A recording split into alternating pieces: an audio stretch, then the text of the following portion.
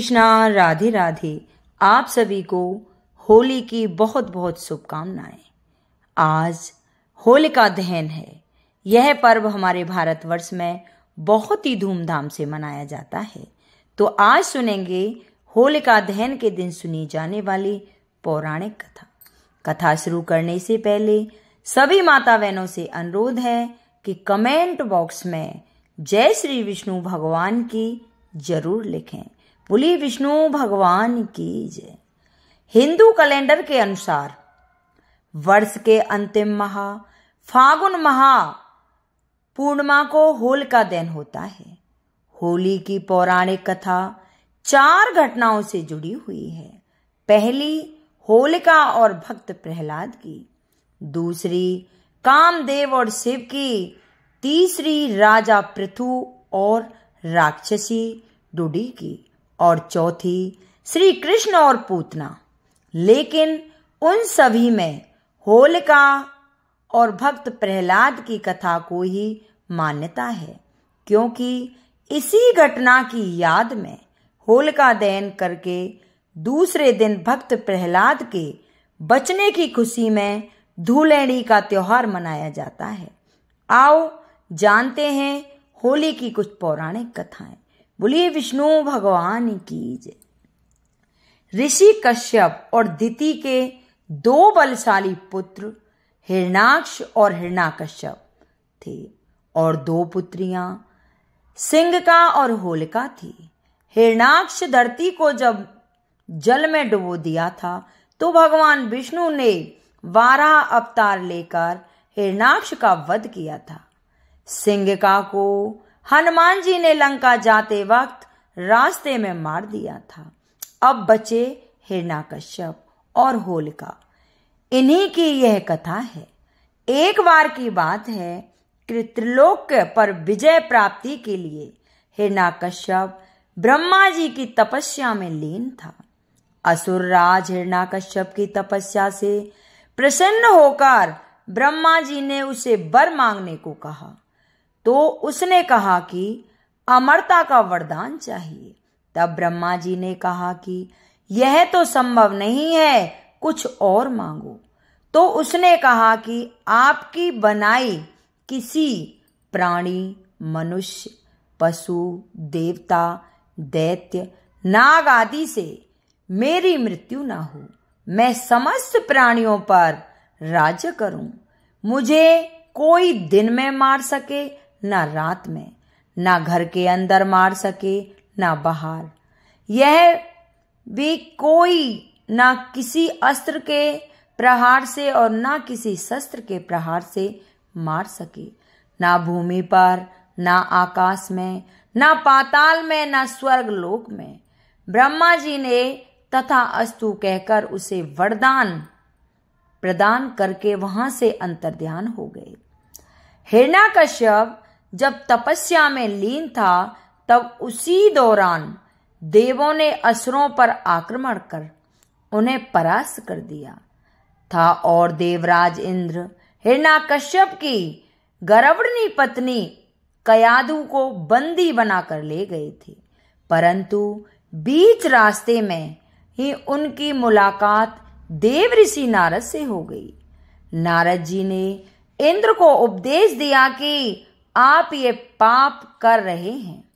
उपदेश सुनकर इंद्र हिरण्यकश्यप की पत्नी कयाधु को महर्षि के आश्रम में छोड़कर स्वयं देवलोक को चले गए। गर्भवती कयाधु को नारद जी ने विष्णु भक्ति और भागवत की कथाएं सुनाई और उनसे अवगत कराया। यह ज्ञान गर्भ में पल रहे पुत्र प्रहलाद ने भी प्राप्त किया। इधर हिरण्यकश्यप जब लौटा तो इस वरदान ने उसके भीतर अजर अमर होने का भाव उत्पन्न हो गया।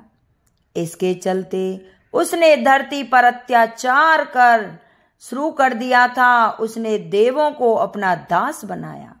ऋषि मुनियों व भागवत भक्तों को तंग करने लगा, यज्ञों को नष्ट भ्रष्ट करने लगा। उसने आदेश दिया कि उनके राज्य में किसी भी देवता की पूजा नहीं होगी। उसने कहा कि हिरण्याक्ष, नमः का अतिरिक्त अन्य किसी भी मंत्र का उच्चारण नहीं किया जाएगा। पूरे राज्य में स्वयं उसी की पूजा की जाएगी, अन्य किसी की नहीं। जो ऐसा नहीं करे उसे वह मार दिया जाएगा। उचित समय पर बाद में प्रहलाद का जन्म हुआ तो राज्य में खुशियां मनाई गईं। हिरण्याकश्यप के 4 पुत्र थे, अनुल्लाद, हल्लाद, भक्त प्रहलाद और सहल्लाद। प्रहलाद का उपनयन संस्कार करके उसे गुरुकुल भेजा गया। कुछ समय बाद हिरण्याकश्यप को यह जानने की उत्सुकता हुई कि गुरुकुल में मेरे पुत्र क्या सीख रहे हैं। उनके प्रहलाद को बुलाकर पूछा, तुमने गुरुकुल में क्या सीखा? तो प्रहलाद ने कहा कि भगवान विष्णु की नवविधि भक्ति सीखी। अपने पुत्र के मुख से अपने शत्रु विष्णु का नाम सुनकर हिरण्याकश्यप को क्रोधित हो गया। कई बार समझाने पर भी प्रहलाद ने विष्णु की पूजा पाठ बंद नहीं की तो इससे क्रोधित होकर हिरण्याकश्यप ने अपने गुरु को बुलाकर कहा कि ऐसा कुछ करो कि यह विष्णु का नाम रटना बंद कर दे। गुरु ने बहुत ही कोशिश की किंतु वे असफल रहे।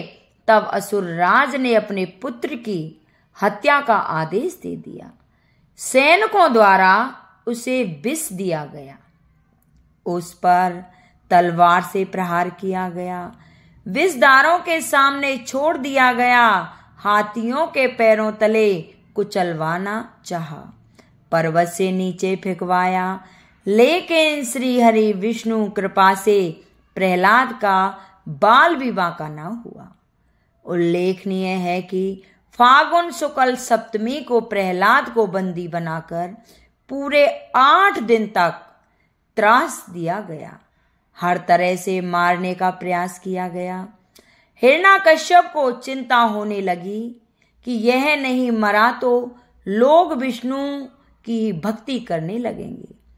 उसकी चिंता को देखकर उसकी बहन होलिका ने कहा कि आप चिंता ना करें भैया, मुझे ब्रह्मा जी से वरदान प्राप्त है कि मैं किसी भी प्रकार से अग्नि में जलकर नहीं मर सकती। अग्नि में तो सभी भस्म हो जाते हैं।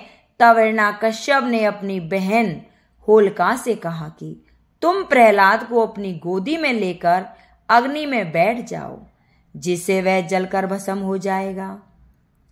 होलिका को वरदान था कि उसे अग्नि तक कभी हानि नहीं पहुंचाएगी जब तक कि वह किसी सद्वृत्ति वाले मानव का अहित करने की ना सोचे। होलिका यह बात भूल गई थी कि वह अपने भाई की बात को मानकर अपने ही भतीजे प्रहलाद को गोदी में लेकर अग्नि में बैठ गई। उस दिन फाल्गुन माह की पूर्णिमा थी। सद्वृत्ति वाले प्रहलाद का अहित करने के प्रयास में होलिका तो स्वयं जलकर भस्म हो गई और प्रहलाद श्री हरि विष्णु का नाम जपते हुए अग्नि से बाहर आ गया।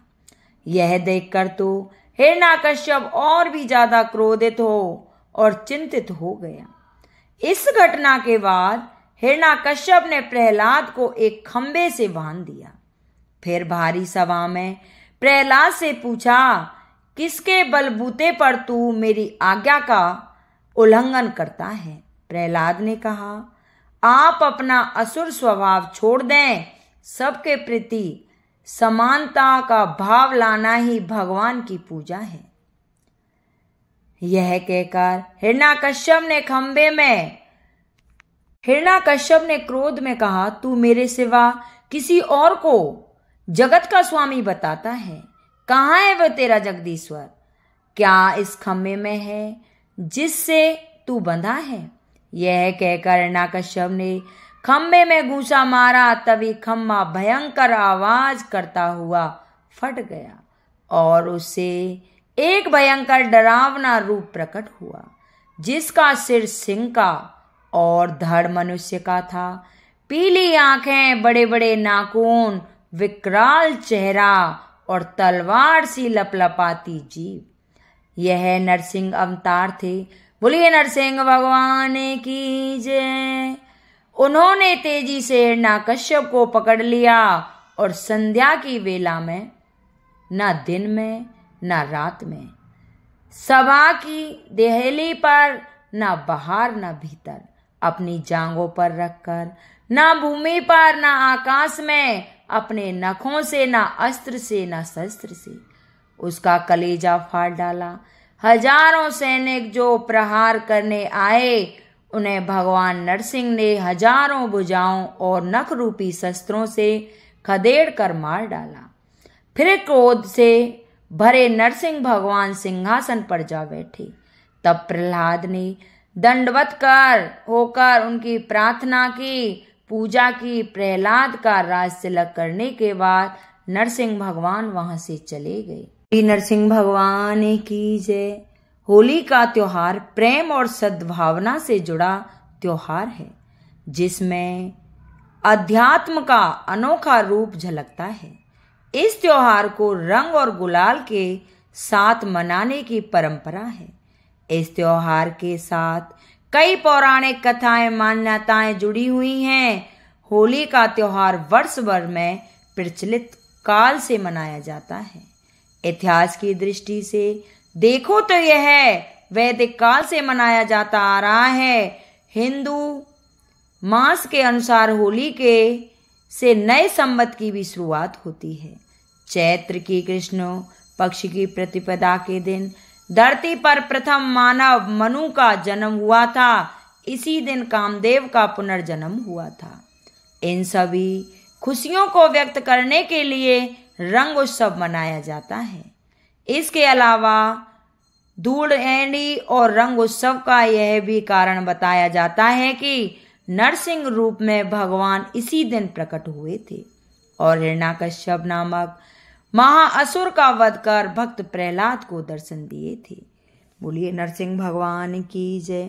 आपको हमारी यह कथा कैसी लगी, कृपया कमेंट बॉक्स में जरूर बताएं। बोलिए नरसिंह भगवान की जय। राधे राधे।